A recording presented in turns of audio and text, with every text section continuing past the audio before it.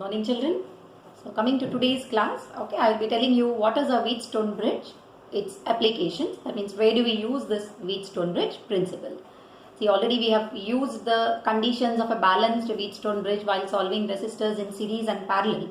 But now we are going to look into it, okay, what is a balanced Wheatstone bridge and what is the use of studying this balanced Wheatstone bridge. So a Wheatstone bridge is an arrangement of resistors. Okay, I'll show you the resistors. 4 resistors.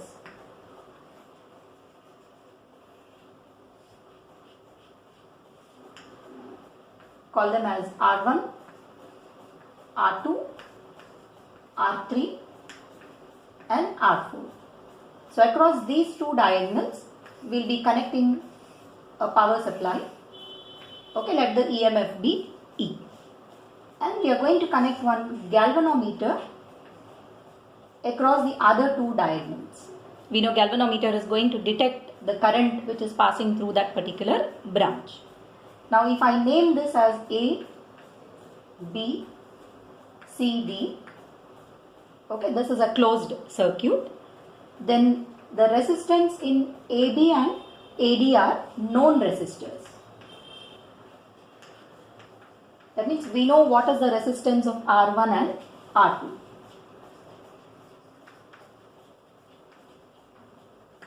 Then here R3 is an unknown resistance.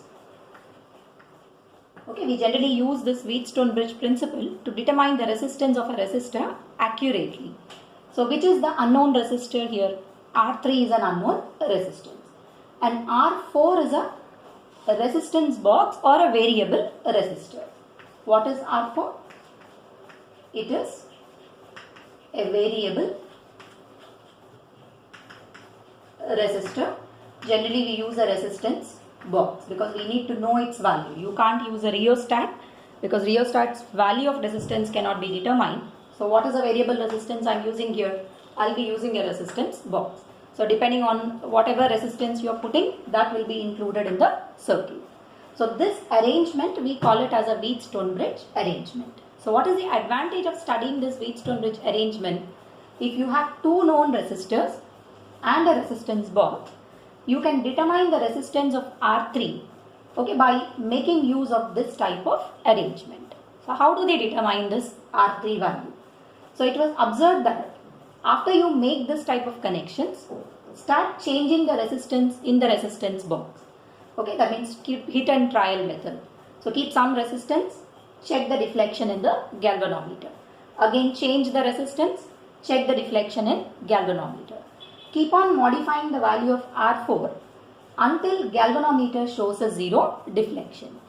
And if galvanometer shows a 0 deflection, that means if current through galvanometer becomes 0, it is found that R1 by R2 becomes equal to R3 by R4.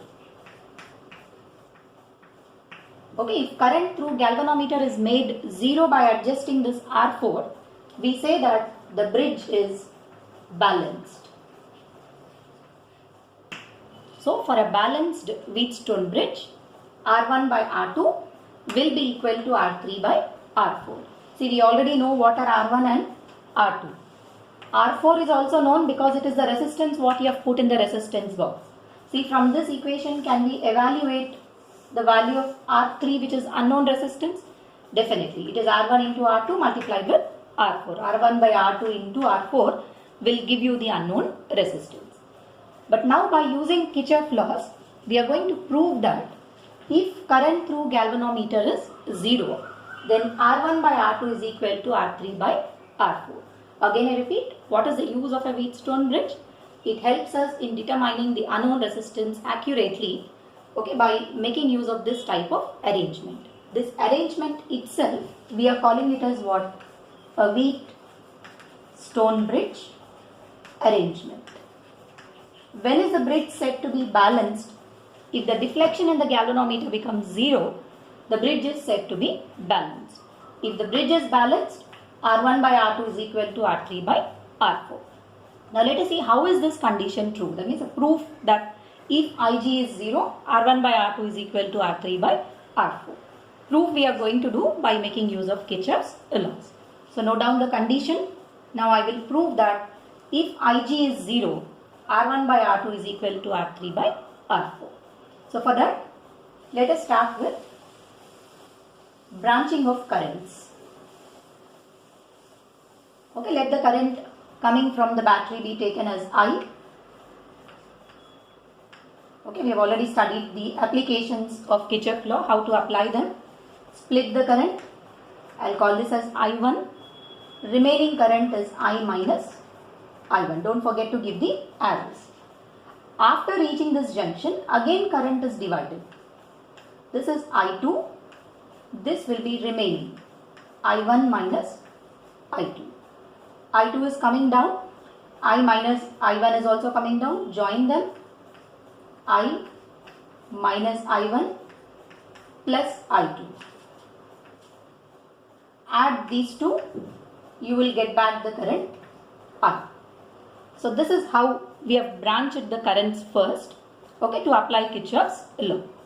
So let us start with applying Kirchhoff's law for this loop A, B, D, A. Hope you remember the rules. Start from A to B in the direction minus I1 R1. Now when you go down, okay, I2 itself is Ig. Current through galvanometer, that is nothing but taken as I2 according to this relation. When you move from B to D, you are crossing the galvanometer. Let the galvanometer resistance be G. So what will be the equation for potential difference? Current into resistance. I2 into G. You are moving in the direction. D to A, opposite to current. So plus sign. I minus I1 multiplied with R2 should be 0. Then come to second loop, BCDB. Okay, before applying, I'll use the condition. What should be the value of I2 when the bridge is balanced? Should become 0. Put I2 as 0. If this term is lost, can I write I1 R1 as I minus I1 into R2? Call this as equation 1. Now apply Kirchhoff's law for this loop BCDD.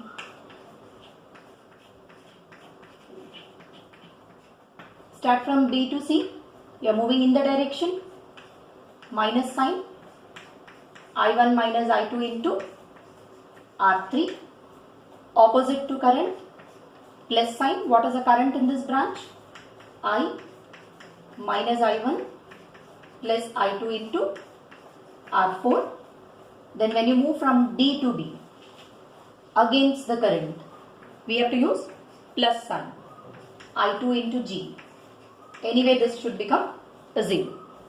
Now since I2 is 0 for a balanced bridge, solve this.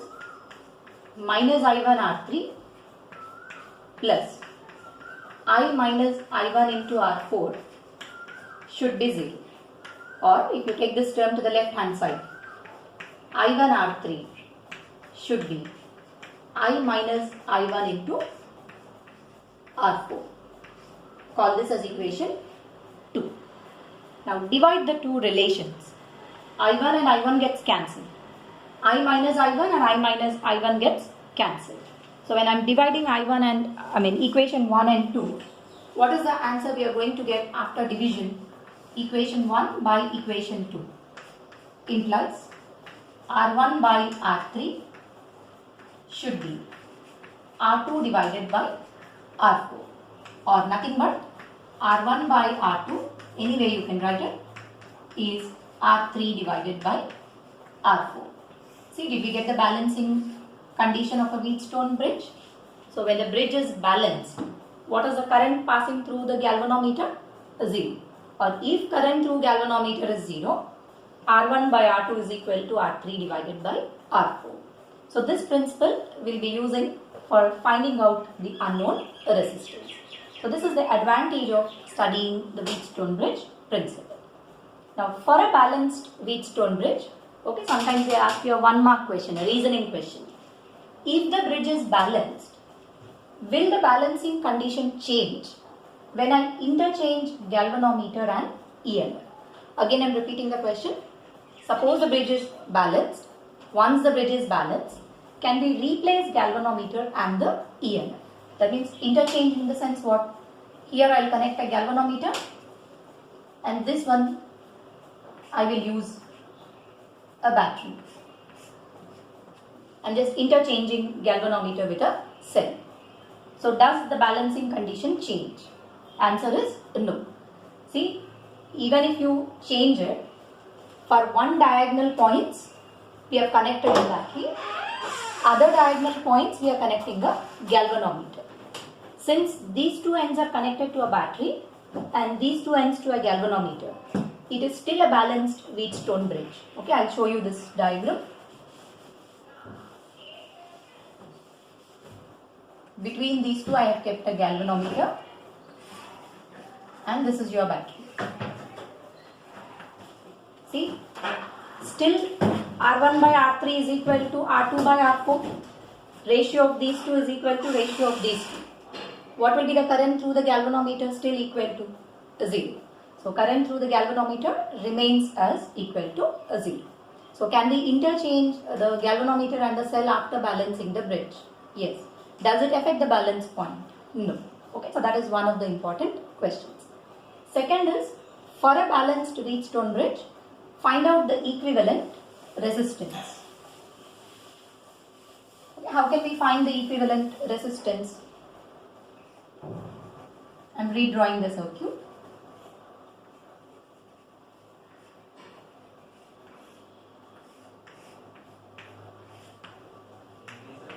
Okay, I will call this as R1, R2, R3 and R4.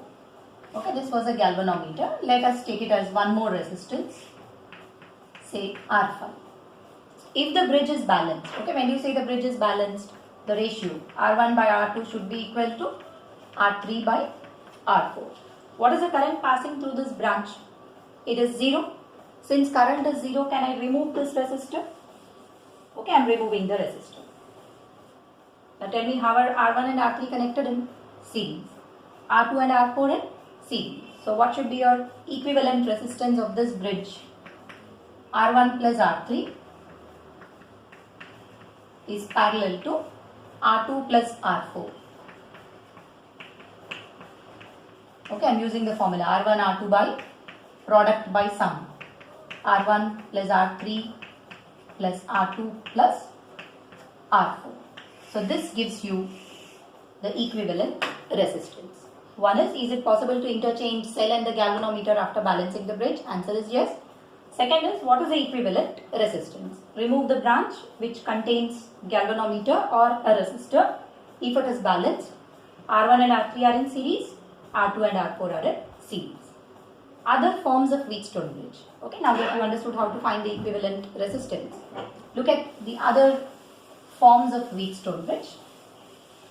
Okay, every time it doesn't look like a rhombus. Sometimes it can be a linear circuit.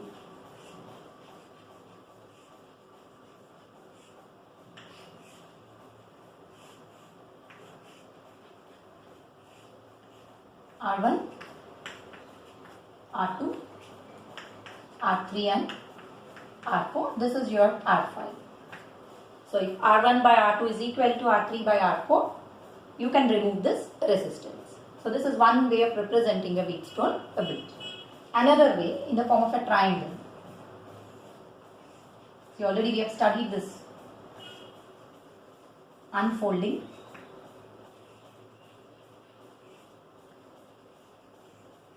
This terminal is A and here the terminal is B. I will name them R5, R1, R2, R3, R4. See, is it also a Wheatstone bridge? Just check out. Hold A and open the circuit. Hold B and pull it out. You will get back the Wheatstone bridge. One more arrangement.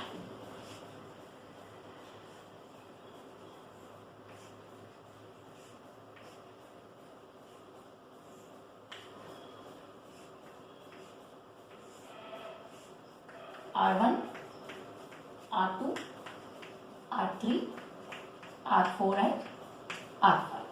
See, from here we have two resistors, from here two, and this is a junction. If R1 by R2 is equal to R3 by R4, then no current will pass through R5. So all of them represent the other forms of drawing the Wheatstone bridge principle or Wheatstone bridge construction. So this is all about a Wheatstone bridge.